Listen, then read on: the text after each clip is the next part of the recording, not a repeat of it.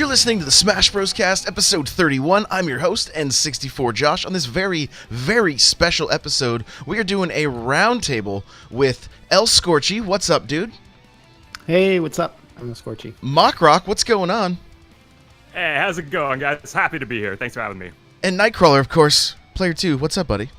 Hey, twice the fun here this week. Yeah, 2 episodes in 1 week. This is exciting stuff. So, before we like jump into the Smash talk, let's get to know El Scorchy a little bit. Give us the lowdown. Like, tell us about your content, your history with Smash, that kind of stuff. Just break it down for us. Cool, sure thing. First of all, thank you for inviting me. This is gonna be fun. So wait, let's even go back just a second. We started debating on Twitter, and then we really met through a Twitter argument. Yeah, we were arguing, and I went. I mean, it wasn't heated. We were staying. It was. But I am a little bit of a loudmouth. So I remember, I think you said something, and I was like, awful argument. Yeah, and that's then, how you started. I was like, oh my gosh, I'm not even going to reply to this guy. And then I'm like, no, you know what? Let's do it. And then I click on his bio, and it says, Smash Bros. YouTuber or the Smash Bros. Content creator. I was like, hey, bro, we both create Smash content. You wanna collaborate? He's like, well, sure. So and I'm always down for a debate with a little devil emoji. Yeah. So anyway, here we are. Let's hear about your content, your videos and stuff. Yeah, sure. So I'm a pretty new content creator. I just started making videos about 3 months ago. I just make a lot of Smash related content, Smash Ultimate related content. I used to make content before and be involved with the scene, but then I decided to just start from scratch, a new persona, everything, boom, and start very well branded, well produced kind of content. Yeah, good for you. So you're interested in any kind of Smash Ultimate video essays, gameplay, theories, debunking leaks or whatever, that kind of stuff. Working on a lot of that, live streams here and there. So yeah, that's pretty much what I do, and just making videos. What's your history with Smash? How long have you been playing? So my first one was the 64. Okay. Very first Smash. Played a crap load of that. Played a crap load of Melee when it came out. I skipped out on the Wii actually, so I never played Brawl too much, to be honest. The only person that didn't own a Wii. How did that happen? I don't know. It just never appealed to me for some reason. Did your grandparents have it, like most people, or? No? Yeah, I don't know. I was more of a I don't know. I just skipped on it, and then I would just go play at a friend's house to play the Wii. Go play bowling, then, which was the only fun game. Yeah. Right? Oh my god. Tell me that doesn't make you. Anyway. Everyone listening just got a huge nostalgia blast. Yeah, exactly. That little sound is just oh my god. And then just playing a lot of Smash 4 when that came out. I skipped on the Wii, but I was one of the 2 people on Earth who had a Wii U. There you go, attaboy. And then played a lot of Smash 4, and then started joining the. When it comes to the competitive scene, I really started watching tournaments and all that kind of stuff around 2015, Apex 2015. That was one of the first tournaments that I watched. Okay. If I remember correctly, that one PPMD won for Melee and all that kind of stuff. It was pretty hype. Nice. And then from there, just started going to tournaments in 2016 and getting involved with the scene and all that kind of stuff. So it's been pretty fun. Cool. All right, Mockrock, how about you, bud? Tell us about your channel and your content. Yeah, okay. So it's honestly kind of a similar story for me. So I do a lot of sort of video essay, edit-heavy stuff based around Smash. I put one a couple of days ago up about how basically all the transforming characters in Smash I've been very unimpressed with until Ultimate's Pokemon Trainer, which is the coolest character ever made. It's a lot of analysis type stuff. In terms of my actual background in Smash, I was introduced to it in Melee, basically went over, played it at a friend's house, and was immediately in love with the entire thing, and kind of never stopped. Right. And I've been fairly heavily involved in the Smash 4 competitive scene, including somewhat organizationally. I do the thumbnails for my locals. I'm sort of one of the go-to commentators. I compete, of course, and usually do, well enough. Top 8's not out of my reach at all. So that's sort of more or less where I'm coming from. I just basically love everything about Smash, everything about other platform fighters. I often sometimes, put Rivals content or Icons Combander or Rest in Peace content on my channel up. So that's sort of what I'm all about. I just like platform fighters in general, and Ultimate haunts my dreams at night. I love it.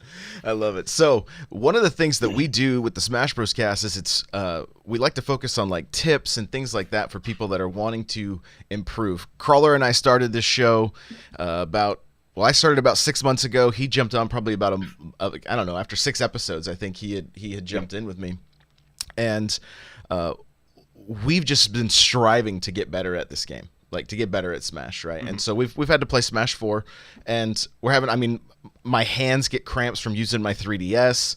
Like I'm playing on the GameCube. I mean, that's not my only option. I play on I play with the GameCube controller on the Wii U as well. But like, I will just to work on neutral game. I'm on my DS, like so I can like watch TV with the wife and things like that. You know, just so like I'm practicing as much as I can. But what maybe we can start off with you guys giving some tips or pointers that. Could help other people maybe get involved with locals, get involved in the competitive scene, like, you know. And I mean, I know a lot of it is just like you just have to practice. Like there's not like a simple formula, but maybe some things you do for practice, or you know, some things you did along the way to improve your game. Scorchy, you want to start with that? Sure. That's a pretty big question, but if I can, you know, first of all, I would recommend that, you know, if you have a Wii U pad, you're probably better off practicing on the Wii U pad than on the 3DS. If you want to like use it while playing TV or whatever, you can even prop it up and still use the GameCube controllers. Right. Yeah.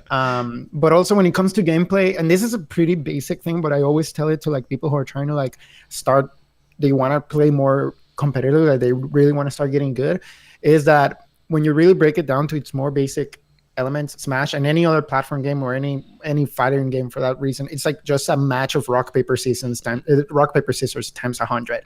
Mm-hmm. So in every situation, there's like options that you can do. A good example that I like to use is like ledge get-ups, for example. Like when you're on the ledge, there's basically 3 options. 4 options actually. You either roll onto the ledge, you either attack onto the ledge, you jump, or you let go and then re-grab. Mm-hmm. Right? Those are basically your 4 options. Sure. And I see a lot of people always go for the same one. They always like, oh, I'm always gonna roll into the ledge, for example. And it's like in any kind of situation like that, you're holding shield, you're grabbing someone, you're holding into the ledge, you're trying to recover.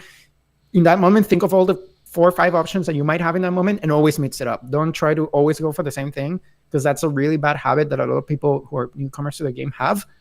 So really start thinking about like, okay, what are ways that I can mix up my recovery with my character? Maybe I can side B onto a stage, I can up B into the stage, I can like do all these kind of things, and start bringing that into your gameplay and mixing it up. Gotcha. Mockrock, how about you? What would you say? Yeah, so I've been thinking about this while Scorchy's talking. There's sort of 2 big changes that I made throughout my time in Smash 4 that kind of took me from a sort of, you know, rank amateur to someone who I think can confidently say knows what he's doing at this point. So first one, watch what your opponent is doing, not yourself, right? So this is a huge one. So if you notice, for example, that they jump when you down tilt their shield, that can mean that you can get a free up air on them. And depending on your character, that can lead to 30, 40, 50%, or just straight up kill them. So those are the critical moments that can really, really have a major impact on a match. And the other one is because you do need to be watching your opponent. That means you need to be very consistent with your own movement. So by far the most valuable training time I've ever had, you go into training mode, you don't hit the CPU at all, you just run around the stage. You practice your short hops, you practice your perfect pivots, you practice your trumps. You need to be extremely comfortable just seeing your character in the corner of your eye and being confident that you know where to go. Those are kind of the big changes I made that far more than anything else impacted my playstyle. I see. Okay. Good stuff, guys. Good stuff. Thank you. Yeah. Thank you for that. So Scorchy, you got kind of our first topic that we're going to cover, right? We're gonna one of the things we're going to discuss is like what we think DLC is going to be like for Smash, correct? Yeah. I got a couple of ideas. Basically, let's open up the floor, I think, and start talking about Smash DLC. One thing, I think a good question to kind of start it off is, so I've been seeing like, at least with the Switch, how Nintendo's doing DLC, and we have two versions of DLC. There's the Zelda Xenoblade kind of way where it's like a season pass and you start getting some updates at first and then you get like a significant update at the end, which is like an expansion, a story expansion, and with Spirits mode being a thing. could potentially be something that they try where they do, Spirits Part 2 or something like that. Who knows? Okay. Assuming the Spirits is story mode, which, seems logical so far, but we won't know till we know. Or are we going to get a Splatoon system where we get very, weekly, bi-weekly small updates, and then, every 3 or 4 months we get like a significant update that might be paid, or it might be tied to your Nintendo Switch Online. Who knows? And Careful. And who knows? I mean, they did give out free gear in Splatoon for people who signed up They to did. Yeah, Nintendo Switch Online. So you're not wrong. You're not wrong. So, Crawler, what do you think, man?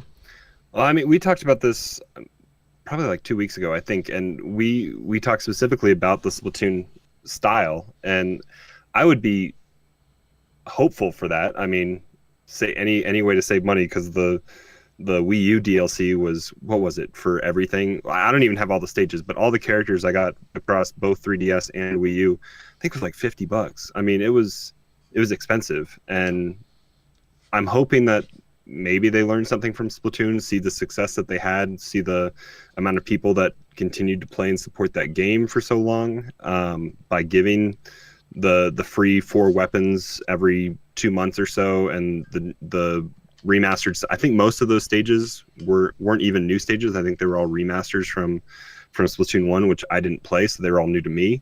But if we can get drip content like that's a new stage occasionally, or a new two character, or new, like, for me, I think the biggest thing, by the end of this roster, every single character could have an echo, and that's not anything that we would maybe necessarily need to pay for. It's just it's a slight change to a palette swap, and maybe a slight move change, and that makes the echo. So it could be that easy. Mockrock, how about you, bud? Yeah, I like that point about the echoes, because they really open up the lines for DLC so much, right? Like, I think it may be a little optimistic to expect free echoes. After all, they are still technically new characters. And if you look at the reaction to someone like Crom or Dark Samus, or, these guys were not reacted to like they were Echo Fighters. They're reacted to like, oh my god, this is a new character, right? But what I would expect to see is, it would be awesome if maybe they're way cheaper, right? So a new batch of DLC gets announced, and you have like, your regular $4.99, $5.99 characters, and then maybe there's like a pack of 4 Echoes for $5.99 announced at the same time, something along those lines. Because I think Smash Ultimate seems kind of like they're in it for the long haul, right? It seems like Sakurai and his team are setting this definitive Smash game for a very, very long time. So I'm expecting to see a lot of DLC, which generally would imply drip-fed content, and having these kind of echoes just sprinkle out throughout the entire thing would be a really cool way to stretch it out, right? If you have a longer release window between fully fleshed out new characters, put some echoes in there. No one's going to complain about it. I want as many echoes as you can possibly stuff in Ultimate. Please, just give me all of that. Oh yeah, Waluigi could be a Peach Echo, no problem. I mean, same. Bayonetta. She's a family-friendly show. Well, Peach already has the tennis racket and the golf club. That needs to be Waluigi's moveset. No. But Bayonetta has the dance moves. That's what I'm saying. I hate the dance moves going on right now. From Aces. Exactly. Yeah, that would work. Let's dance, boys. Oh man, so I'm thinking that by the time Smash Ultimate's done, I think it's gonna have 100+ character that wouldn't shock me. roster. And I was saying, sorry, keep going. I wouldn't be surprised if we didn't see, like, since everybody seems to be playing pretty nice with Nintendo now, I wouldn't be surprised if we saw a Konami DLC pack, a Capcom DLC pack, a Ubisoft DLC pack, maybe even an Xbox like a Microsoft Rare DLC Xbox, pack. Get Minecraft Steve and Master Chief and maybe Joanna Dark and Banjo and Kazooie and that kind of the stuff that people have been kind of wanting. But I think those will be a premium price. You know what I mean? I think it'll work as it'll work as marketing for those other companies, for their brands, while at the same time, like, making Smash one of the, like, crazy. It already is, like, so crazy and so diverse with characters that to see so many more would be unreal. But I mean, I don't know that I kind of am with you guys too. I think we will see some drip fed content. Maybe it won't be characters, but maybe costumes, maybe maps. Yes, that skins. kind of. Why is this not a thing already? Yeah, there could be. And Yeah. I mean, look, if Nintendo's looking at Fortnite, not that I want to see them go with that model necessarily, but I mean, they literally make millions off of skins. Yeah. Right. It is the easiest thing in the world. Yeah, I don't get it. Yeah, I made the mistake of making a video on my channel comparing Smash and Fortnite. Oh, now you no. bring it up. And saying like, these are things that Fortnite is doing really well that Smash could learn from. Of course, the dislike bar on that video is like crazy. But like some of my points were that it's like you could literally just have like cosmetic updates that are not connected to the Mii's because the Mii customs were ugly as heck. Like honestly, like no one liked that. So bringing that into like, DLC packs for existing characters. One of the many things, and I was just gonna say, I really want cosmetic updates or go beyond Mii costumes. One thing that I really, really, really would love is a N64 pack. So all the 12 veterans, the original 12, get their N64 look and the sound effects too, like the poing, like Japanese. And we know they can do that because of Mario Odyssey. Exactly, just like that. That would be honestly, here Nintendo, here's my $10. Give me that. Well, and didn't they say the original stages from 64 are gonna be a little blocky? Exactly. So imagine if you keep that aesthetic and also have the 12 original characters with their N64 skins. That would be pretty cool. I love it. I feel like you're messing with my heart, so be careful. Well, the biggest thing about DLC, we talked about this when we were talking about it a couple episodes ago, but the fact that you bought Ryu and Bayo, and that locks you out from being able to just go purchase everybody. Yep. Now, right? So you have to pay more money if you want to have the full roster in Smash 4 because you made the mistake in Nintendo's eyes of purchasing just a one-off character. And I wouldn't be opposed to spending the $50 that I spent in Smash 4 if it got me the season pass. Like when I bought the Xenoblade season pass, they didn't really tell us anything about it. And that ended up being a terrific value for what it is because you got Torna at the end of it. But you knew that you were building towards something, but they didn't tell you what it was specifically. And you got these small little drip fed stuff in like in-game items for DLC for Xenoblade for that time. But then it ended up paying off very, very big at the end with what you got. So if I can throw them my 50, 60 extra bucks at the very beginning, and it guarantees kind of like Paladins or some of those other hero shooter or even like Arena of Valor, those games where you're buying like the heroes, you pay that upfront cost and you're guaranteed to get them for the rest of the time. I'd be okay with that. I just don't want to get nickel and dimed. Yeah.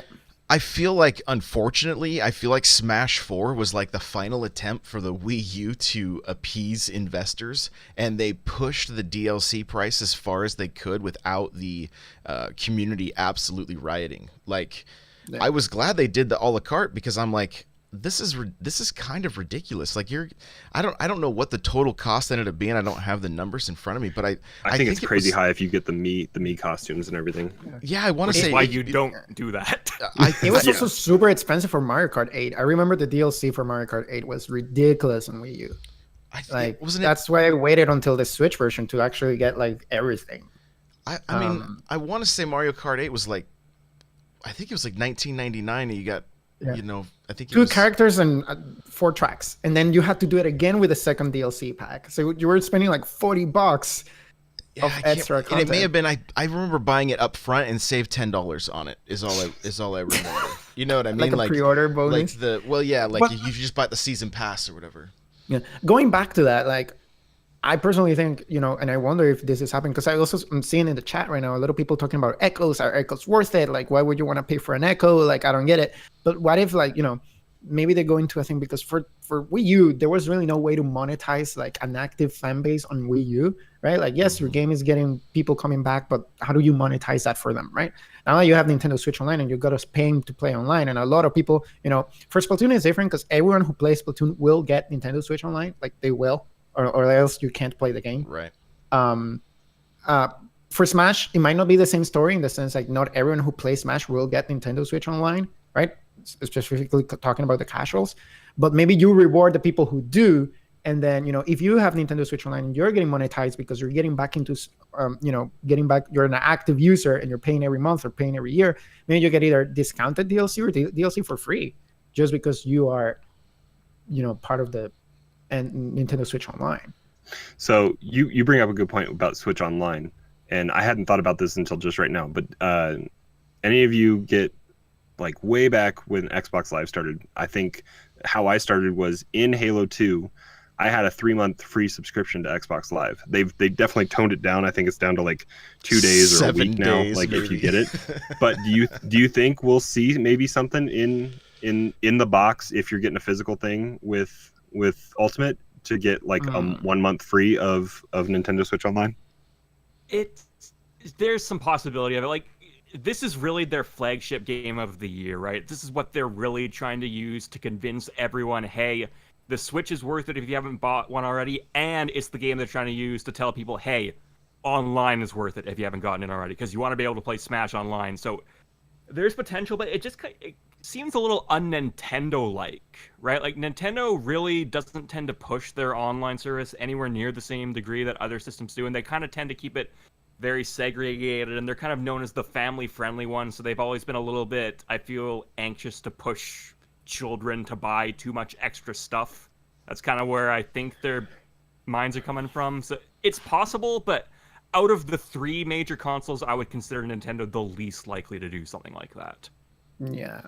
At the same time, I think that this Smash is going to have a long DLC lifespan in the sense like, look at Splatoon, it's still getting DLC, and it's been like almost 2 years at this point, right? They're catching I think they're committed through another couple months at least of that as well. Yeah, exactly. Like and this is supposed to be the ultimate Smash game, right? Like whatever comes after in the next generation is probably gonna dial back quite a bit and like kind of. Zachary even admitted that. I think in his last interview, he said it's going to be very hard to nail down the licensing that they've worked out for this game, and just the fact that everything is in this game. It's going to be impossible kind of to try to get back to that level. Yeah, so this one will get probably like, I wouldn't be surprised, like up to 20 DLC characters, even more with Echoes being a thing. Like, it'll be crazy. Well, and the amount of content this game has is so different than everything else that's been launching over the past, little while. Like, we've all seen, I think there's like a meme that went out that was like, it shows like what games used to be, and it was like a hamburger with everything on it, right? And then it says what games are now, and you have to buy you maybe get the meat, but you have to buy the bun separately, the lettuce separately, all that kind of stuff. And like, here comes Nintendo with Ultimate, that's like the most insane roster ever in a fighting game. Like, just most stages ever. Yeah, 20 over 300 variations of the stages. 28 hours of music, and it's not like this music is just something that's being thrown together. Like, we listen to each song each week, and it's like there is a full like amazing band, or orchestra or whatever behind these things. Just like this is like a high level production. And not to mention, I get to turn my Switch into the best MP3 player ever, so I'm really excited about that. And awkward MP3 player. But they're gonna sell a Smash Bros. Fanny pack that I'm gonna have to buy because it says Smash Bros. On it, and it'll fit my Switch and have a little spot for the headphones to plug in. Hopefully, it's vented well though, because you don't want that thing overheating. Be careful. It will. So, but I mean, here is this game is a complete package. They wouldn't even need any DLC, but like, this game's probably going to be the top-selling game on the Switch. That's my guess. And your top-selling game, like Nintendo had the top-selling game on the Wii was Mario Kart, 30 million copies, and they did not have the ability to do DLC for that. You know how much money was left on the table? Like, I don't think you count Wii Sports. I don't like this whole pack-in games being counted as the top selling of all time thing. No, get that out of here. It was, 80 million Wii Sports, but still, there was no way to do DLC. Now they said they want games as a service, so DLC is going to be a thing for this game, and I think it's going to be welcomed because all it's going to do is give people more options, even though we don't need them, right? Like, is there really somebody that you really need added to this game? No, but at this point, like, let's just keep the party going, right?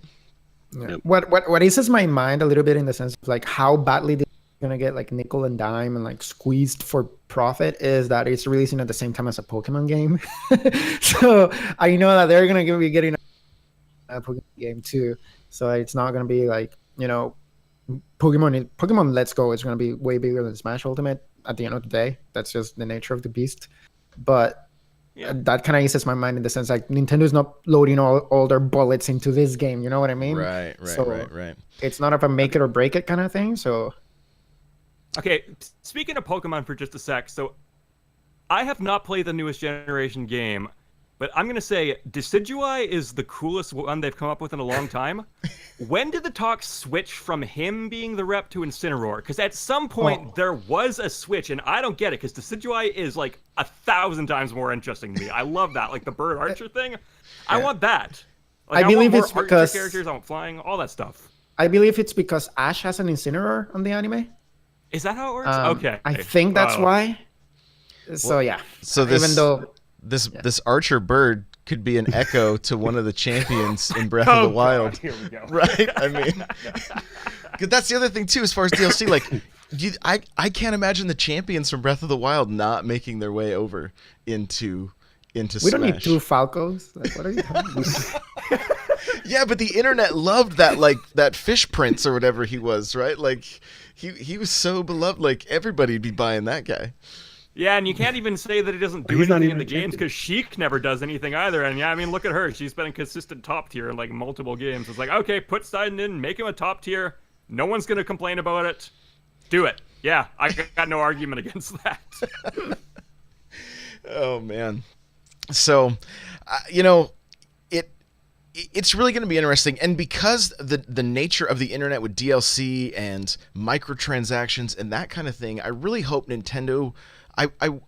I want to see more content for this game. I want them to really make just good consumer first choices on this one that the internet's gonna be mad no matter what. Like, they're, as soon as they mention DLC, there's gonna be people that said, why don't they just include it in the original game? Like, you don't have enough already. Like, you would think at this point, like, is there not enough in this game that you can't be okay with them doing DLC after the fact? I mean, it seems crazy. And you gotta wonder about the price of this game as far as like getting all that licensing and all that kind of stuff. Like, it's got to be insane. The development costs for this game have got to be pretty insane. Now, because they did use the Wii U engine, that kind of stuff, I'm sure that helped cut some of the costs. But I mean, it's just a port, right? That's all. Yeah, the naysayers are nowhere to be found. Yeah, we're still on this. I remember how everyone was like, "Oh, it's just a port. It's just a port." Then we had the August 8th direct, and like no one said anything ever again. Yeah. And as soon as you play it, you realize it's not a port. No. Yeah. No, definitely. Definitely. But to your point, yeah, like I do hope that I think DLC, good DLC, that it's meaningful and it's worth it. It's totally worth it. Like, I want good DLC for a game that I love. Of course, why not? I don't want the game to be abandoned.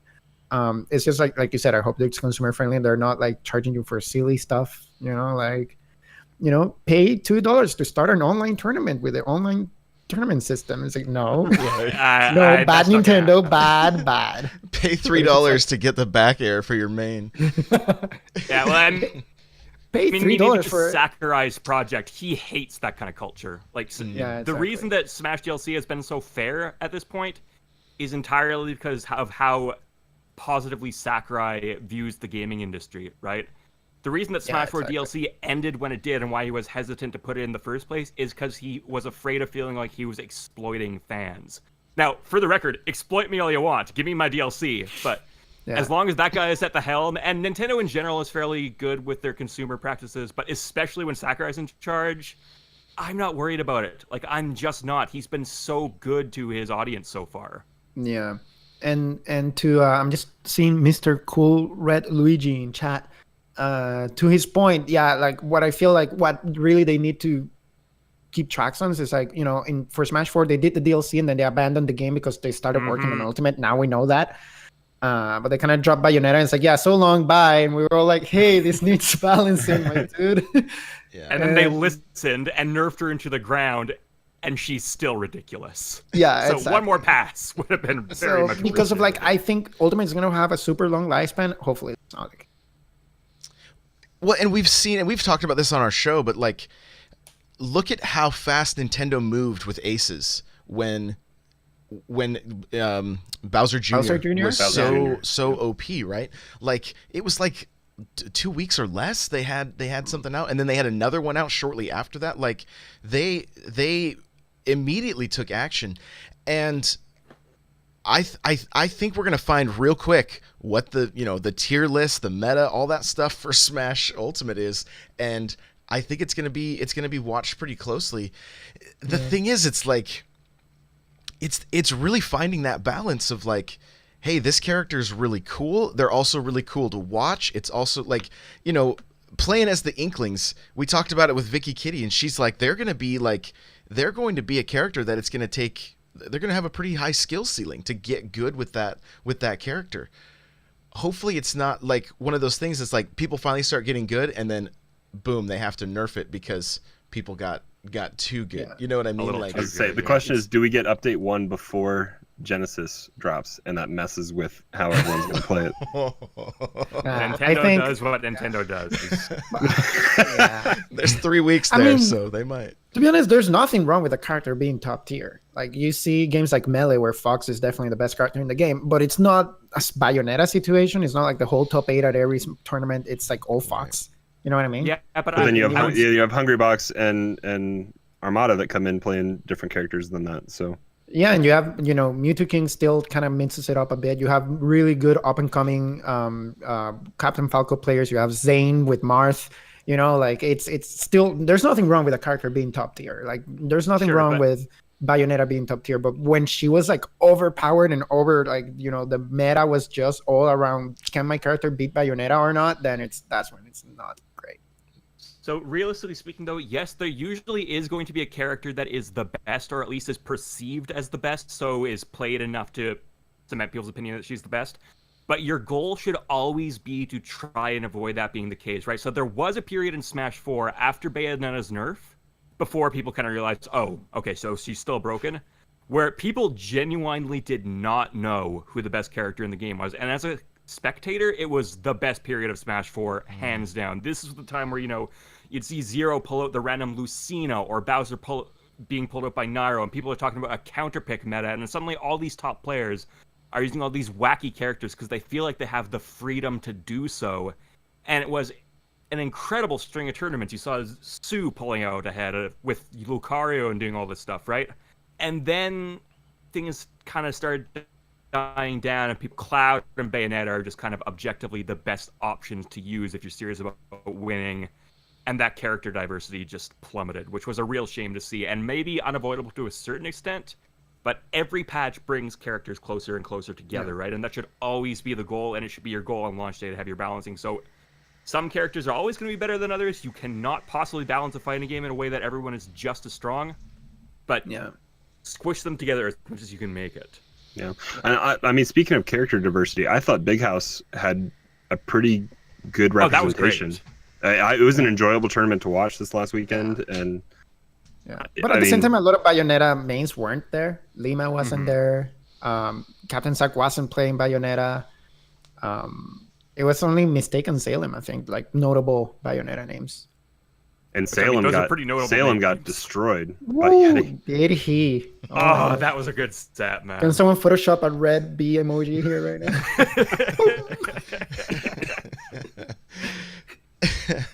Let's go, Yeti. Let's go.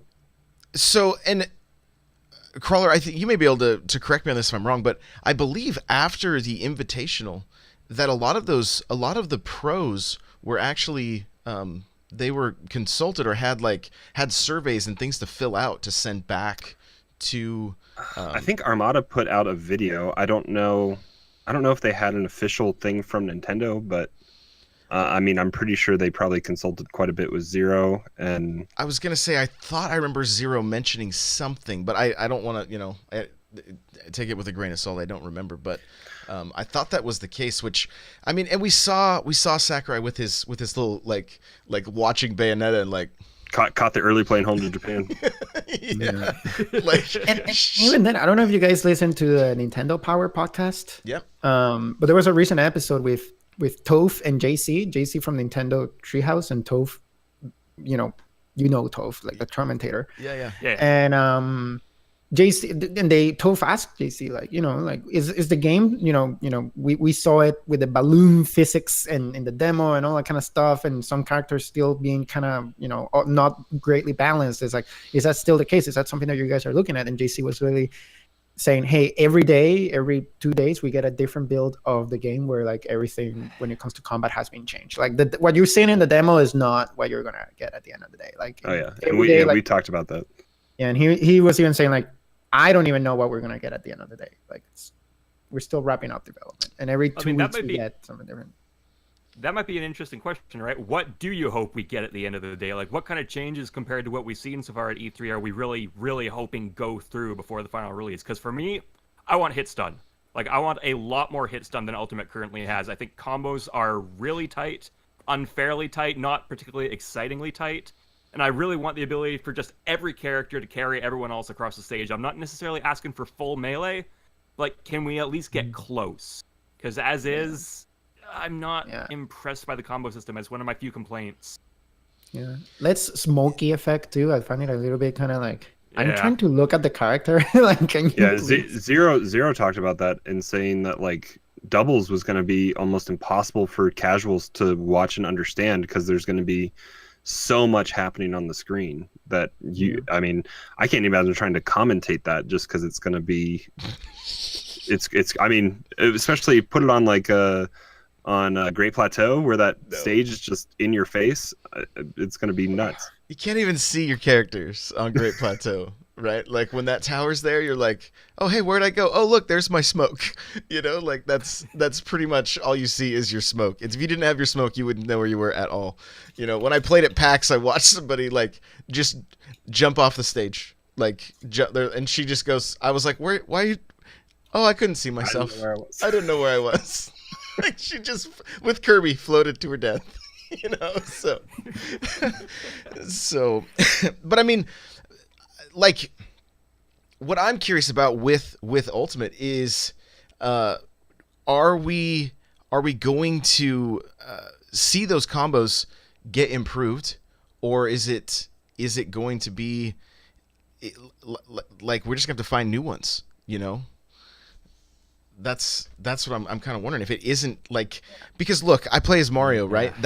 We call it in the chat and everything the 1,000-year up tilt, right? Because that's all it is. Which to me is pretty cheap. But when you see Mario do some combos where it's like the down throw to a maybe just a single up tilt, and then something that moves the character that you're fighting across the screen, right? So maybe you get an up air in whatever, and you can keep moving towards the edge. I love watching combos like that, but watching somebody just stuck in the vortex of that up tilt is like, it just feels cheap and it feels broken.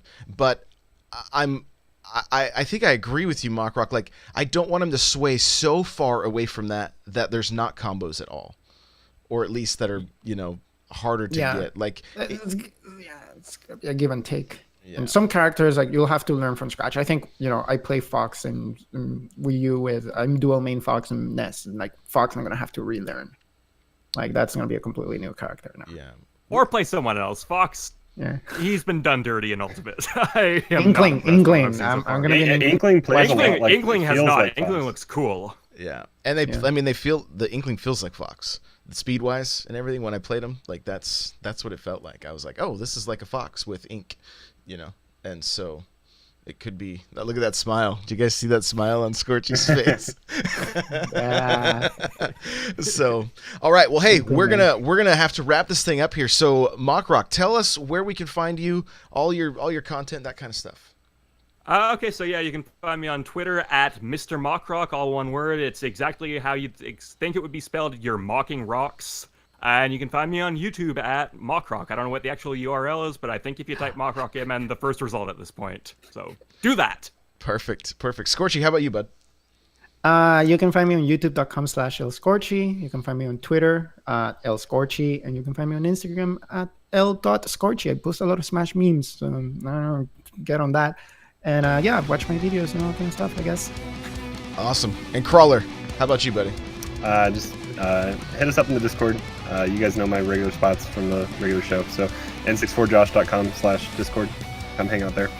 Yeah, guys, and you can follow me on Twitter at n64josh and Instagram. Everything's n64josh everywhere. So you can even check out n64josh.com, which is where you can find the show notes for this episode, n64josh.com/SBC31, and you will be able to find the links to Mockrock and Scorchy in the notes. So, you know, you easily find them, be able to sub, that kind of stuff. This kind of cool. This video is actually going to go out on all of our channels, so you know, it's pretty exciting, pretty cool stuff. So, guys, this has been a ton of fun. Thank you for taking the time, for getting up early. Really do appreciate it. And another one in the books. Crawler? Quick, what's the countdown, Crawler? It was 55 yesterday, so 54. 54 days, guys. 54 days. So, thank you guys so much for watching. We will see you in the next one. Later. Later, man.